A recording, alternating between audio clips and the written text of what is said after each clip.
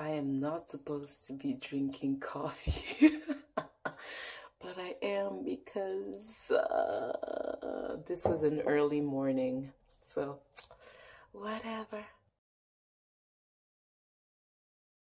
Okay, so hey guys, it's Sarah, of course. Whatever. What is this intro? Anyways, I just wanted to take a little time to film another video because I really enjoyed filming that first video, and I think that there are plenty of conversations that can be had about different topics, different struggles. So today I wanted to talk about how I felt at the age of 16, and most particularly how my anxiety pretty much got the best of me. And yeah, so let's talk about it. Okay, so I'm trying to keep this short, and I'm just going to talk about more about my anxiety in general. So why am I talking about it at the age of 16? It's because it was when it was the most crippling, the most debilitating. And so, but of course it built up before the age of 16. So I was always an anxious kid, was always afraid of all sorts of things. And I can talk about it more, how as a child I was anxious. I can talk about that more in another video. But yeah, so when I became a teenager and I entered my teens, well, it was still there. So I was really anxious in any new situation, any social situation. So I was pretty much anxious all the time at school. Well, at home I felt safe, so I wasn't really anxious. But sometimes it would happen if I had a conflict with a member of my family or whoever else was there. So yeah, I was very, very anxious going into high school and trying to find my confidence, which I really couldn't find. My confidence was pretty much inexistent, and so I was really like, I really was like introverted, and I really just wanted not any. I didn't want anyone to pay attention to me, to notice me, because that would make me feel uncomfortable. That would make me feel like I was put on spot, and so I didn't like the attention. And at some point, I was getting some negative attention from some people in my school. It wasn't anything really bad, but I could still say it was some kind of bullying. So that only added to my feelings of anxiousness and of depression even. And so my anxiety really became something that kind of got out of control. It took like two forms. So on one side, I started becoming hypochondriac, and on the other side, I was starting to feel depressed, and yeah, I was starting to also have panic attacks.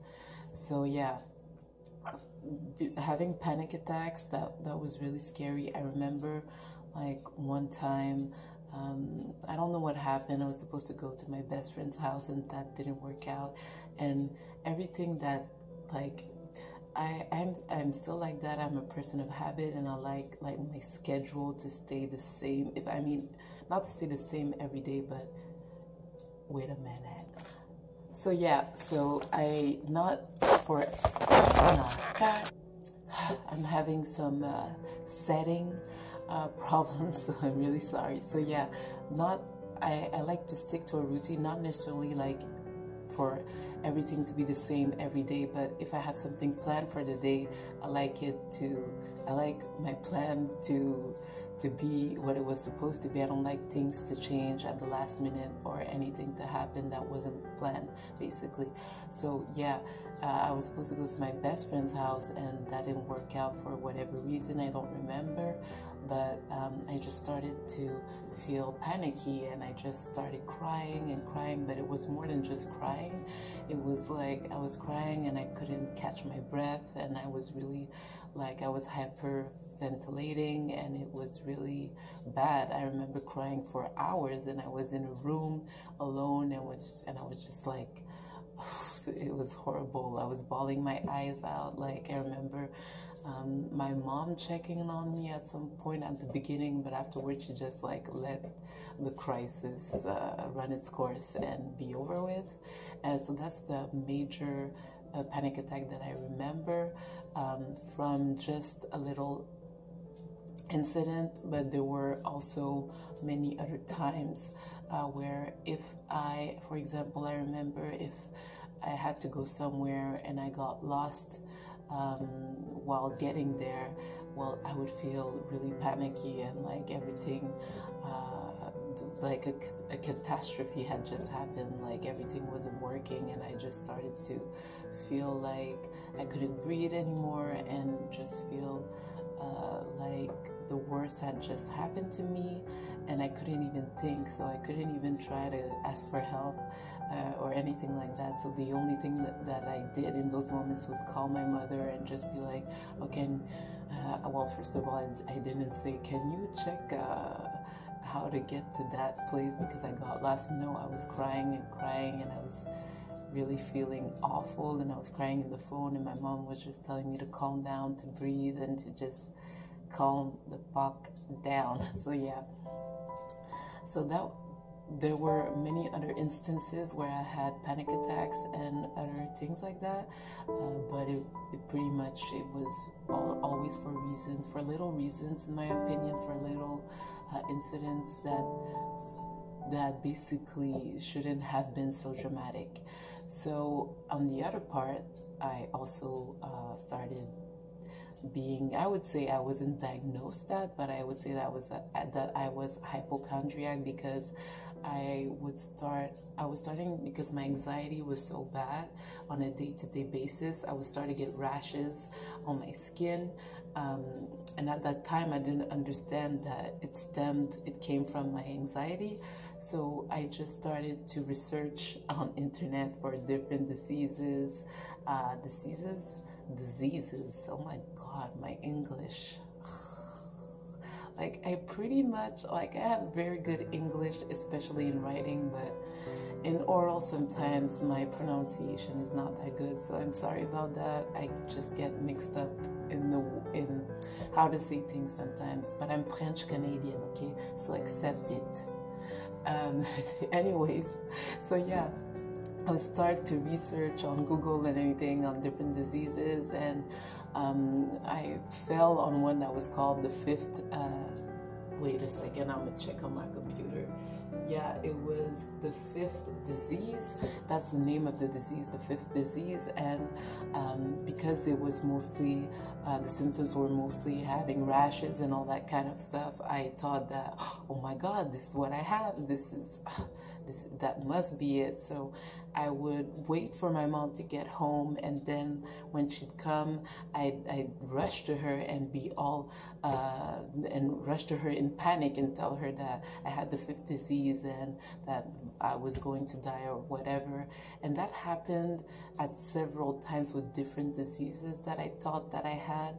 So she of course, every time she'd tell me like, no, like, that's not what you have, like, calm down, and she'd take the time to listen to me or whatever. But at some point she kind of got exhausted, because I would always be in panic, and I was always be in distress. So that kind of, you know, she's like, I understand that it was kind of getting overwhelming for her and for me. So at some point I really didn't talk to her about that anymore, and it just, because it kind of, what made me get over that whole finding myself a disease was, at that point, I started having sessions with the psychologist at my school, and he would like explore with me what was going on and everything. And basically I understood that all those symptoms that I had were from being really anxious. And so when I kind of got that, I kind of moved from being so like so anxious about my health and all that stuff. So that kind of passed, but the anxiety still stayed, and it was really bad. And it brought upon other problems like suicidal thoughts and depression and all that stuff. But I don't want to make this video too long, so I will just stop it here. And I was at some point hypochondriac, and I also had panic attacks, which was, the best mix ever. 16, best year of my life. Okay, I would go back anytime. But anyways, I'm just going to conclude this video on telling you that if you're feeling this way, well, first of all, I understand how horrible you must feel, whether you're in your teens or you're an adult or you're even a child. That's really like a really bad situation to be into. And the best thing you can have is some kind of support. Have someone to talk to.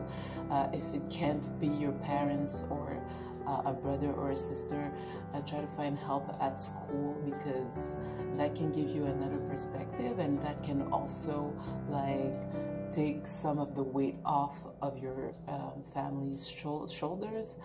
And yeah, just try to, or if you really can't talk to anyone. Like I know what really helped me was writing. So writing down your feelings, it doesn't, even if you can't write about your feelings, because sometimes they can be hard to be confronted with such horrible thoughts, well, just write about anything else that brings you some pleasure or something like that. Just write, just let it out some way or the other. So yeah, tell me if you enjoyed this video. Tell me if you want to know more about the different things I went through when I was a teenager, and that I still go through right now. I mean, anxiety has always been and is still a part of my daily life, but I found ways to manage it, to make it less crippling.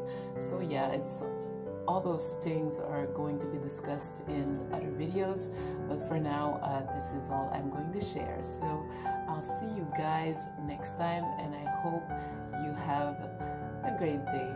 So bye. This is Sarah, and don't forget to be awkward and be confident.